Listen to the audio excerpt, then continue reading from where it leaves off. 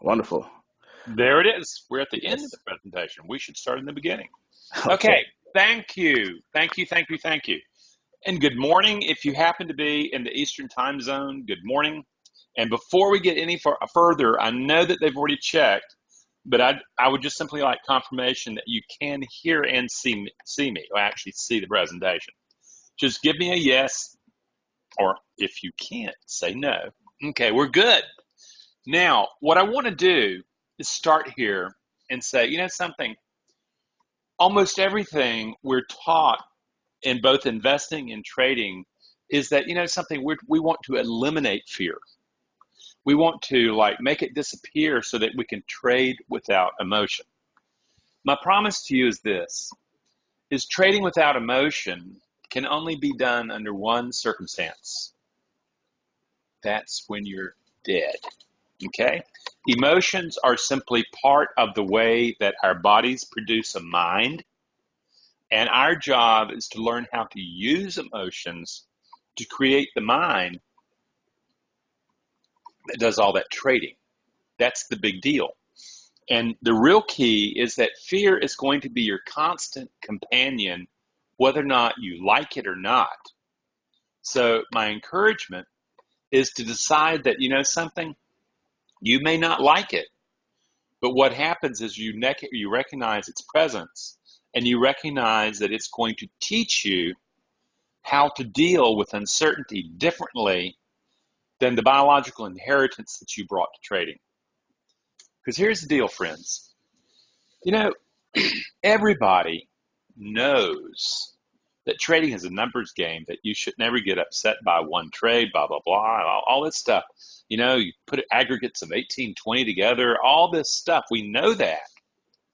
And yet, when we actually try to perform, what we've done is we've created a plan. And then we say, okay, I know this saying. All I have to do is to plan my trade and then trade my plan. That's all I have to do. And then you discover really quickly that's a tall order. Very few people actually plan their trade and then trade their plan. What they do is they get close. Okay, they get close, but then they quit. They get close and then it falls apart. What we want to do is say, well, what actually is going on here? Why is it my knowledge of this being a numbers game and my experience as I trade, suddenly it seems like a life and death situation? Okay? Okay, we're getting a message that the audio is choppy. Okay, what I want to do is, I know that I'm wired up pretty good. I want to know, I have one person that says the video is choppy. The audio is choppy. How about everybody else? Can everybody else hear me fine? Or am I choppy all over the space? Good, okay. So it may be that the choppy audio is something you need to take care of. Okay, here we go.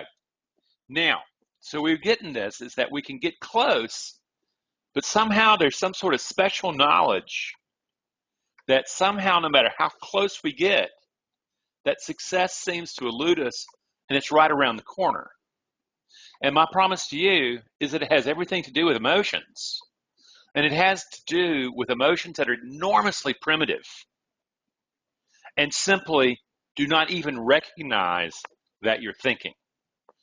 They recognize threat and respond to that threat either by fear or aggression. If you've ever revenge trade, you know aggression.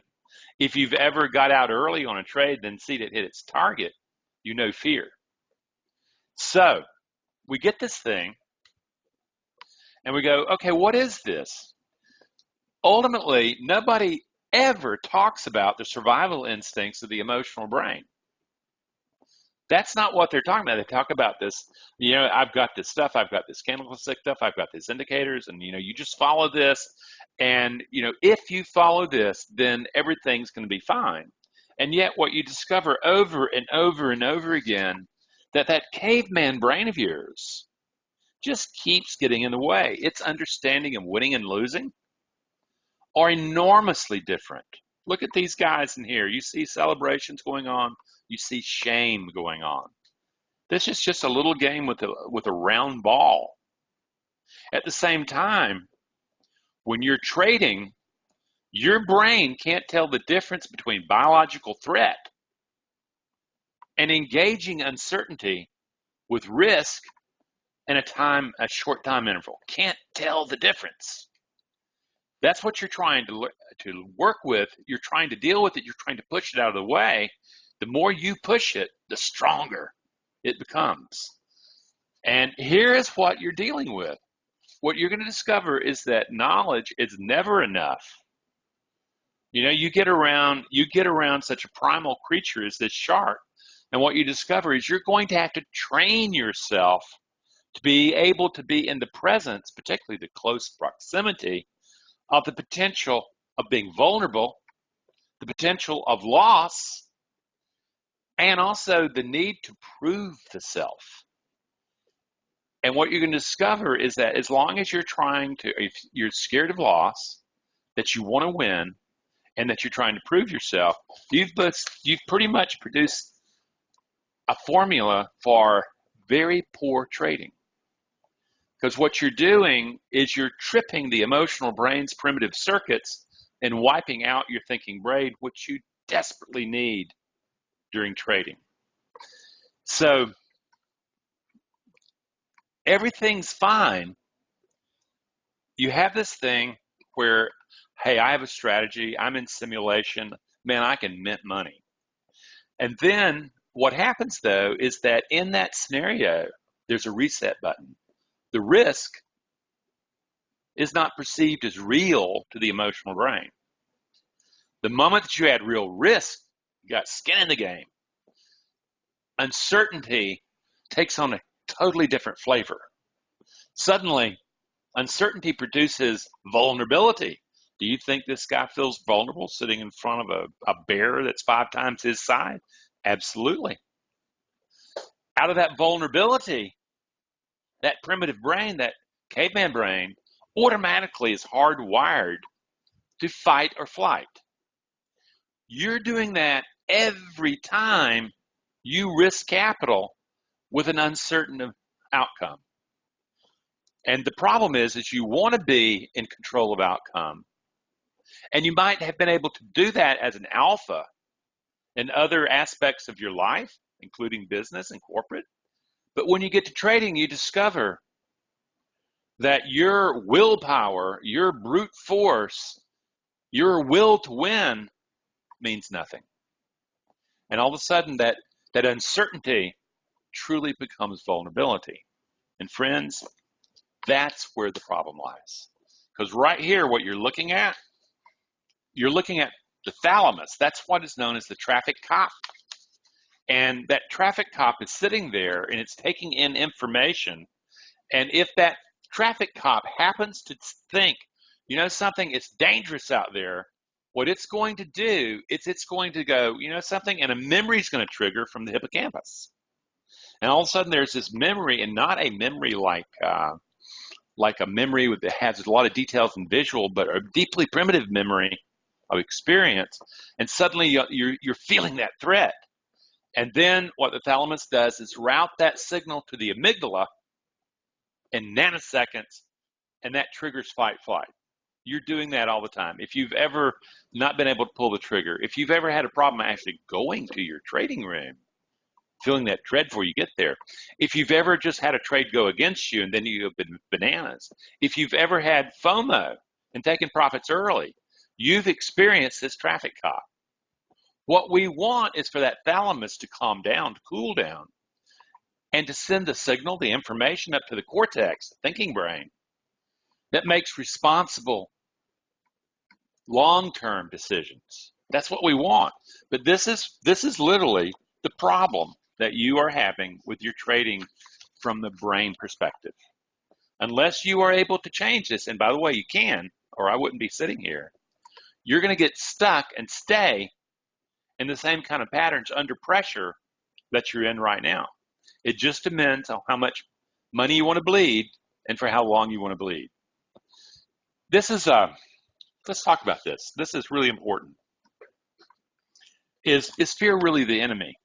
And I want to read this quote from this Sun Tzu. You would recognize this from. He was the guy that wrote about the art of war. And I want you to hear it and I want you to apply this to trading. If you know the enemy and know yourself, you need not fear the result of 100 battles. There's a big if, though, isn't it? If you know yourself, but not the enemy, for every victory gained, you will also suffer defeat. So true in trading. We don't really know ourselves. And we like to pretend that market's out there, that we can control it by the latest whiz-bang technology. The truth is that we don't really understand that this is probability. We want certainty. That's what all that magic is that you spend on getting more and more certain. But all there is probability. But the major thing is, what mind are you bringing to engage that uncertainty? This problem is really about biology. It's about psychology and about your psychology of winning. What if your psychology of winning was actually causing you to lose? Whoa. Now, when you experience this fear, most of it say, oh, this is the fear of loss, or it's FOMO. But there are other responses to perceived threat. You can revenge trade, and what you're doing is you're attacking. That's fight, flight. And then you have the impulse to make up for prior losses. Oh my gosh, there's more aggression. As if you could make up for prior losses, okay? As if you could. You're looking at a random situation, and you're thinking, I can force randomness of the markets to my will by making up my prior losses. No, what you can do is you can perform consistently. You can't make things happen, but you can perform consistently.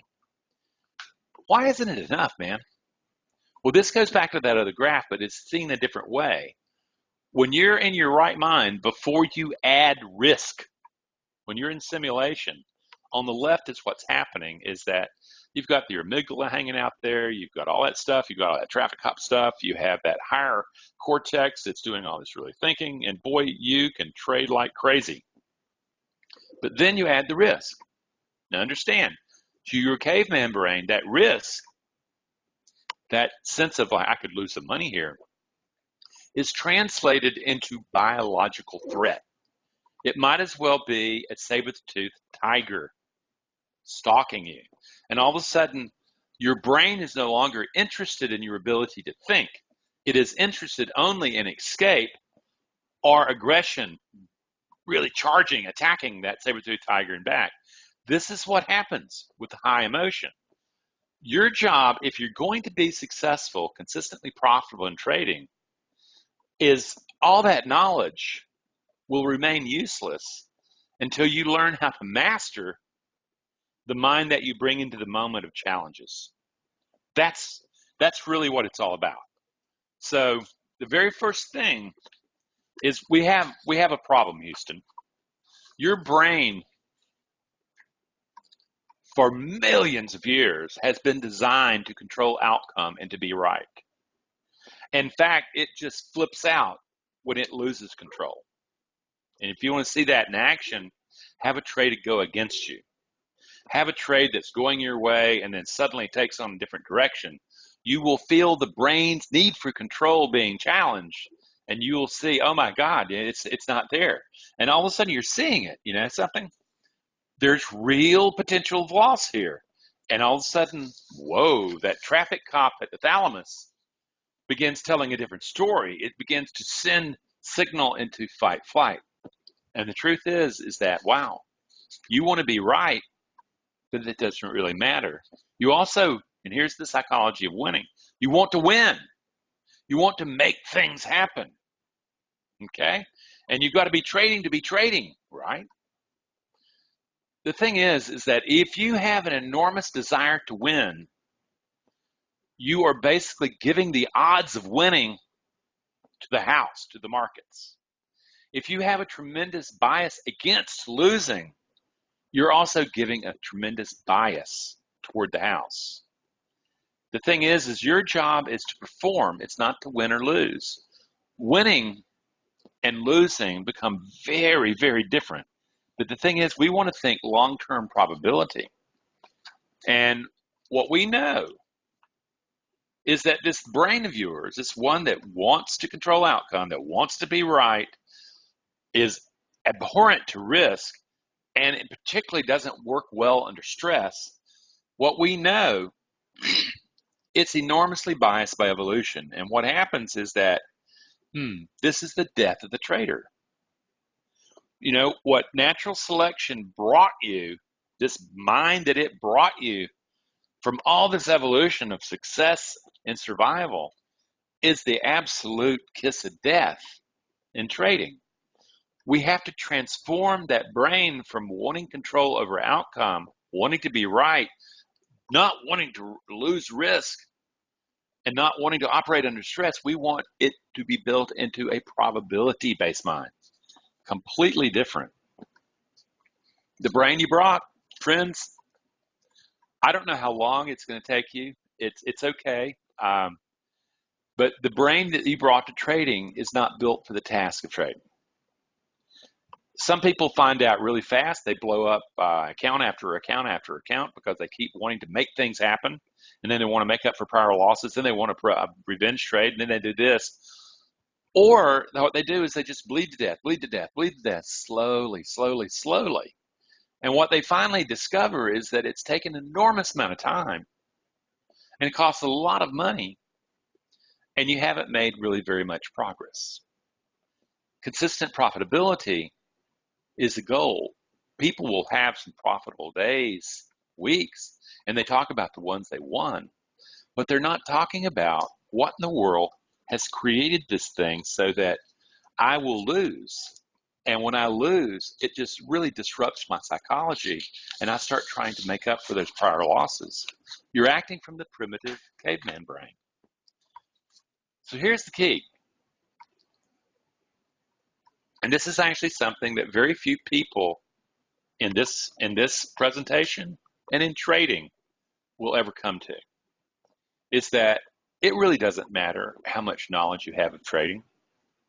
It really doesn't. What really matters is whether or not you command the mind that you bring into the performance during trading. Do you have the emotional discipline to maintain the self under pressure? This is the inner journey, and this is also where you have to find that inner trader, and you have to build it. And you're really looking at how do you shift about how the brain engages uncertainty and risk. And my promise to you is this. What you believe about winning and losing is going to have to change. It really is. Oh man, you're a winner. Man, you can make things happen. I'm number one. I want you to look and notice that there are very few people like that who do well in trading. You get around traders, and what they do is they acknowledge that they have very little control over anything. And that fact, control is an illusion. But again, what they have control over is how they engage the mind that hits the uncertainty, and then the mind that experiences vulnerability. Because it's at that vulnerability that everything changes. Either you can freak out and get aggressive or fearful, or you can learn to what we call in emotional motivation, learn to approach the uncertainty with a disciplined mind. It's a learning thing, okay? And this is difficult for the brain to do. So how do you go about doing this? How do you develop this thing? Well, we believe there's 6 elements. First and foremost is you're going to need to come to a different understanding about emotions, because emotions are not what you think they are. They're not touchy-feely. They're biological action potentials, and they take over mind. The second thing is emotional regulation. You're going to have to learn to regulate the intensity of an emotion so that it does not overwhelm that traffic cop we were talking about earlier. And suddenly that traffic cop route traffic to the amygdala and fight flight rather than route thought into the cerebral cortex, the thinking brain, so that you make rational decisions under pressure. Got to have emotional regulation. Yet most people have no idea that they're sitting duck. The next thing is mindfulness. You're going to have to learn how to step back and actually recognize, something? My thoughts and I are not the same. Wow. What, Randy? Your thoughts and you are not the same. Your beliefs and you are not the same. There is no I. There is only an organization of the self that you have fused to, that the observer that you are has fused to. And ultimately, you're going to have to infuse yourself to that identity about winning and losing. And you're going to have to build a new set of values, a new set of beliefs that allow you to engage uncertainty from a probability mindset rather than a can't lose mindset. That's how it works. The next thing is then you have to find your self-limiting beliefs. They're there, friends. They're not rocket science, but you have to find them, and they're operating. And don't believe what you tell yourself. Believe your trading account. Your trading account literally is a reflection of the beliefs that you are projecting onto the markets. And your trading account is telling you if those beliefs are effective or not in being able to extract capital out of the markets. Pure and simple, okay? And then what you're doing is you're saying, something? I need to find those beliefs, turn toward them, and transform them. I need to be able to find the inner strength living within me, different set of beliefs about who I can be under stress. We have to develop them. But then even when you develop those strengths, you have to manage the mind that you bring to trading. The mind is a pretty complicated thing. And if you just say, well, I'm just going to show up and go in there and I'm going to have a mind and everything's going to be fine. No. In my work, you're trained to be able to build a mind that engages uncertainty. And then you're checking on a micromanagement level about certain moments in trading to make sure that your mind's right to engage that moment. Most traders just, man, that's where they go to slaughter. They don't do that. So we've gotten this thing.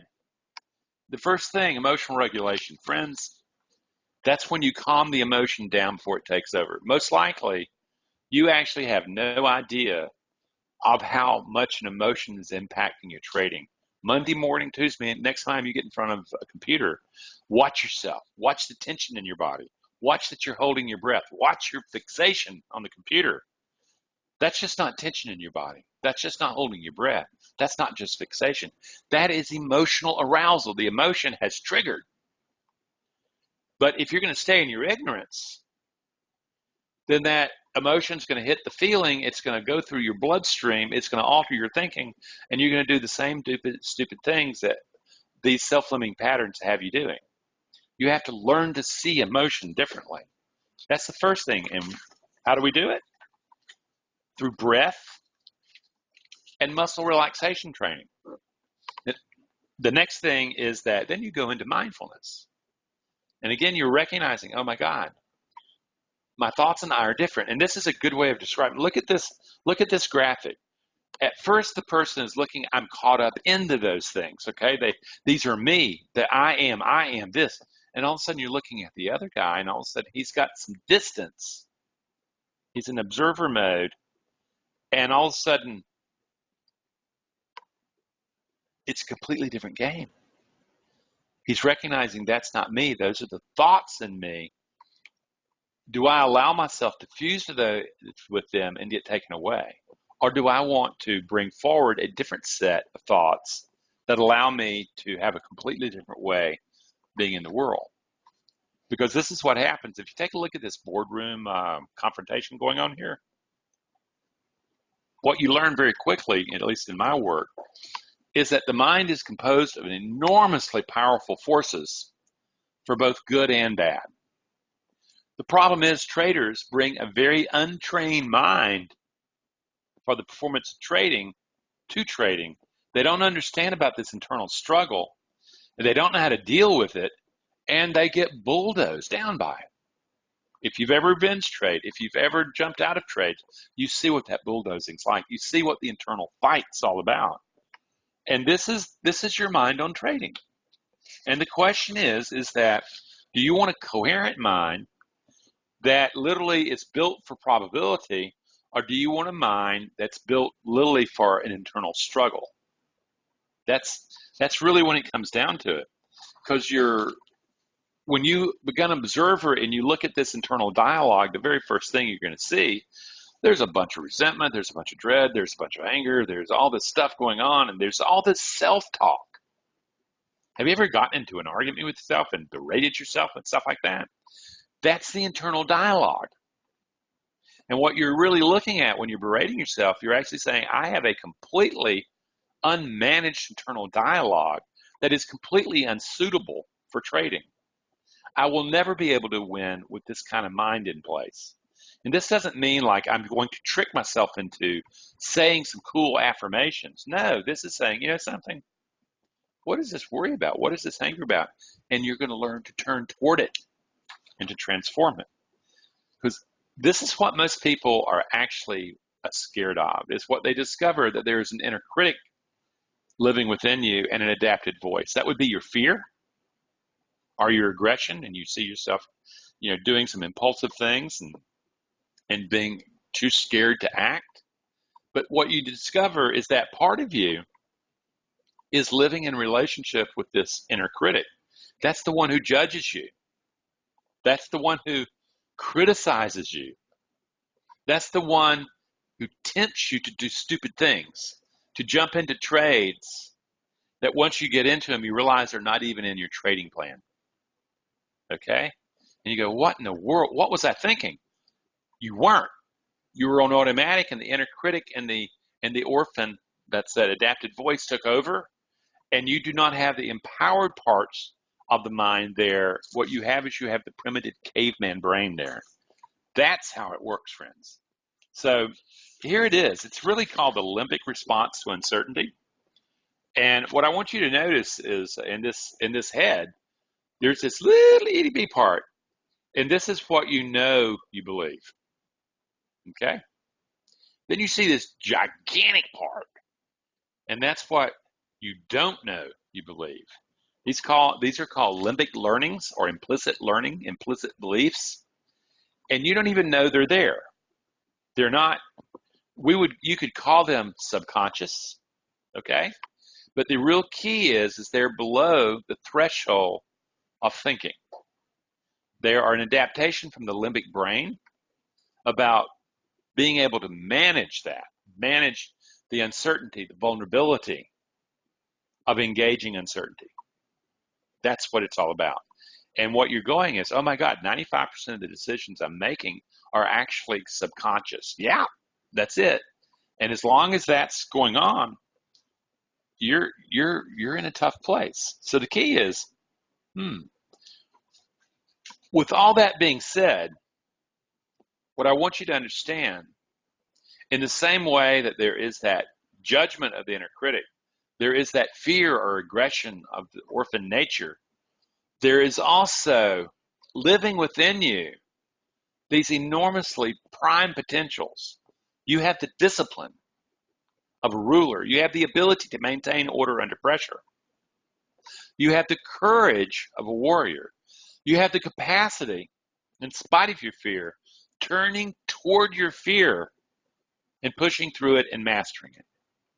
That's part of you. You have the self-soothing, self-compassion of a caregiver. Tell me something. Has anybody ever become a better trader by beating themselves up?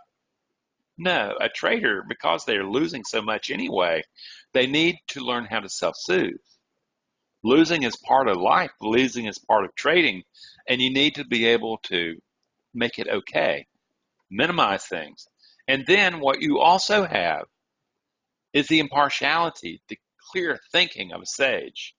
These are pieces that live within you. And the key is that how do you go about developing them? Okay? How do you go about building the mind to be able to engage that uncertainty? We At Trader State of Mind, use a process called memory enrichment, where we are taking the way the brain creates memory from experience. We know that brain is going to encode experience based on its beliefs, the assumptions and biases. And a lot of the experience, it's just some of an event, it's not encoded and you don't have access to it. But yet, if you deconstruct it, you can see it was there and you can learn to bring forward those elements. You can bring forward the discipline, the courage, the self-soothing impartiality, rather than the fear, rather than the aggression. And that's kind of the way it works. You can learn to do that. And one mention here is that a lot of people say, well, I do affirmations, I do visualizations, and what you will notice is they break down under stress.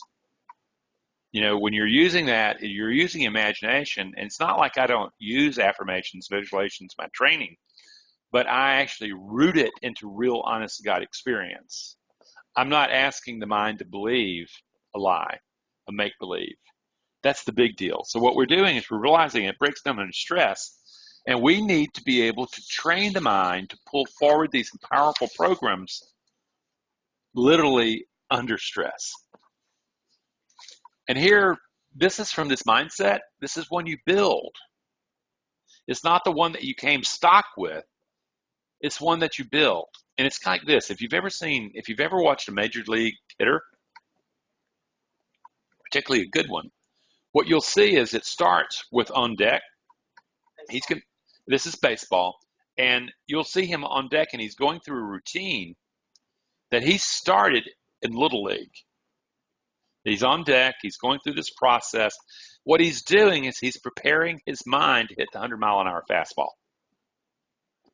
And then once he prepares his mind and he gets into the batter's box, what you'll see is after every pitch, he takes a leg out of the batter's box, he goes through another abbreviated routine, and he comes back. What he's done is he's reestablishing that mindset. He's not living in fear of the 100-mile-an-hour fastball. He's building his mind to hit that 100-mile-an-hour fastball. Completely different animal. That's what this surfer's doing. And we know that we can control the mind that we bring into performance. We can't control outcome, but we can control the mind we bring to performance. And friends, that's the psychological edge that drives your method edge. Without that psychological edge, your method edge is dead on arrival. Okay? You can't execute it. And what we want to do is, I want you to look at this graph, and there's this one notion that says flow. Basically, what we're saying is, something? This flow state is what I call trader's state of mind. It's at this point where you are no longer needing to win or lose. It's all about performing. That's what you can control. You're not in the future thinking about, oh my God, what if I lose? What if I win? You're not in the past, oh my God, could history be repeating it? No. Or like, oh wow, man, I'm gonna win. I feel really good. I'm really confident. All that stuff. The key is those emotions are biasing the mind that you need to perform. You want to be in that flow state. And ultimately, winning only means you landed on the right side of probability relative to you. Losing only means that you landed on the wrong side of probability. Okay, that's all. And that's the next thing that really occurs, is that in trading, everybody wants to be a winner. And all of a sudden we realize that trying to win in trading is a good formula for losing. But then people don't want to lose, and yet what they discover, a really good trader is a damn good loser. A dang good loser. What they're doing is they're minimizing the loss before it gets really bad. And it's just like that baseball player. A really good Hall of Fame hitter hits 300. Wow, that's great, isn't it? Well, if you think about it, that means he's only getting 3 base hits out of 10 attempts. And it's the same thing in trading. What you do is you develop this mind and you recognize that losing is just simply part of the game. Your job is to really become a great loser. That is winning. Your job is also to say, I can't control outcome. I can control the performance I bring into the moment. That's winning. It's the new mind of winning. And ultimately what you do is you learn to master yourself and your fears and your emotions. This is from a very famous marshmallow test. And what happens is they put marshmallows in front of kids and they said, okay, well, you have a choice. Either you can have this one marshmallow and eat it, or if you can hold off for 5 minutes, we'll give you 10. And what happens is very few kids could maintain for 5 minutes looking at that marshmallow and not eating it. And you're looking at just how tough it is. Well, friends, that same thing is happening in your brain. You're seeing that temptation. You're seeing that caveman brain wanting to go and jump and do some weird things. And the key is you just can't, you have to learn the discipline. You have to learn that discipline. And here it comes. You know, you thought this was all about making money, okay? And what we discovered, this is really about mastering fear, because the fear has become the face of our limits. It's not about making money at all. It's all about the ability to psychologically manage the emotions, the mind that you bring into the moment of performance. That's what it's all about. And I like to give the idea of a cougar, because cougars are, it's an alpha, top of the food chain and top predator. And yet what you'll discover when it hunts in the South, it hunts the white-tailed deer. And what it does is it sits up very passively in a tree and waits for the deer to come into the trap, into the setup. It waits and waits, and then it springs into action. And it also, if it doesn't kill the white-tailed deer on the way down, it snaps its neck. It doesn't struggle with it. The deer just gets away. The cougar just simply climbs a tree and starts over again. It takes the loss, minimizes, it's not like the African lion where you get gored and stuff like that. Takes a minor loss, gets up the tree. Has his methodology set. He knows that another setup's coming, and he comes to wait for it. That's what you learn in trading. That's what you learn. Now we see this, and we're coming to the end here. We have a few minutes, but here's the deal for you. I'm not offering you rock bottom, some incredible, you can never ever see this particular deal again. What I'm offering you is the rest of your life. I'm offering you, once you get past all that, and once you realize that no matter how much knowledge you have of trading, that's never going to do it. You just have more knowledge. You're a very knowledgeable trader who cannot use that knowledge under the conditions of stress. If you are just meeting my work, get my free ebook. Just go down to mytraderstateofmind.com, get the free ebook, start there. Start with the 200 plus videos I have on my channel. Start the YouTube channel. Look at the free articles. Read. Really start understanding. This is not your fault. There's no way the human being that you are is going to bring a brain that's ready right off the shelf to work in trading. You've got to learn that. Beyond that, you say, get my book. Beyond that, you start going, well, what are the things that I can do? That's when you start looking at the group course and the individual course. But first, I want you to get started. I want you to start realizing that you, in fact, can build a mind that really, truly can produce the mind of a consistently profitable trader, rather than living in the deception you keep telling yourself. Friends, I have enjoyed myself. We have just a few minutes. So if you have any questions, type them in. Do you make a distinction between the brain and the mind? What a wonderful question. And the answer is no. The distinction I use is the mind emerges from the brain. Okay? Is that I would put the brain as a neighborhood of rival emotional programs that are constantly duking it out for control of the brain, or the way the organism dances with the environment. When that brain, and understand that brain, that's all electricity going at 400 miles an hour. Somehow in this miracle, a mind emerges from brain. That mind that emerges, those emotional programs become voices at a committee that's struggling in your mind. And your job as a trader is to wake up the observer and recognize you have a mutiny going on, a power struggle going on within your mind. No wonder you can't trade effectively.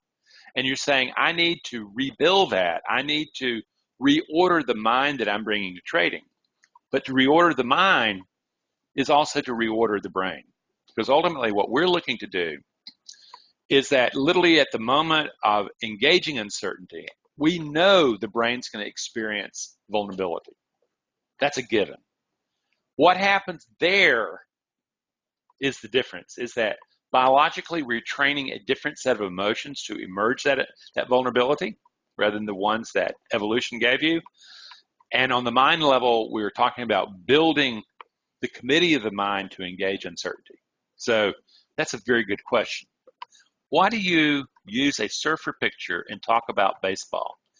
Is there a subconscious reason for this? No, not at all. You know, what happens is my wife put a note underneath me and said that, and I spoke it. That's the only thing there. And other than that, a surfer is a very good symbol, but also a baseball player is a great symbol of what it takes also.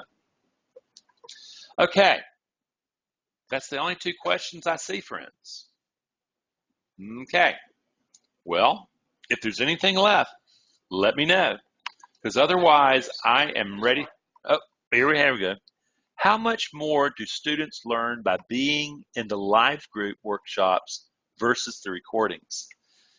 If it's in the workshops, you know something, I work over enormous amounts of time zones. And what we do in our group courses that we record everything. And what happens is the next morning, they're getting the recordings. And, you know, if you live in Perth, Australia, the chance of you coming to a 4:30 p.m. Eastern Standard Time meeting is going to be pretty darn slim, okay? And what we found is it is really more about the desire and willingness of the client to work, to use the materials in our courses and use them as tools to develop the mind. That's the kicker. Whether or not it's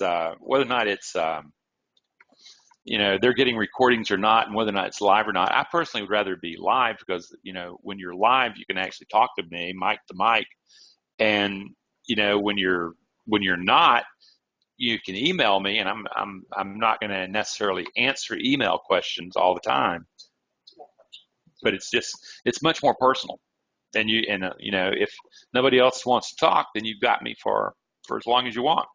Powerful stuff. Okay, friends, that's it. And I'm ready for this thing to be taken from me. I've really enjoyed myself, and I'm going to give it back to Traders Talk Live.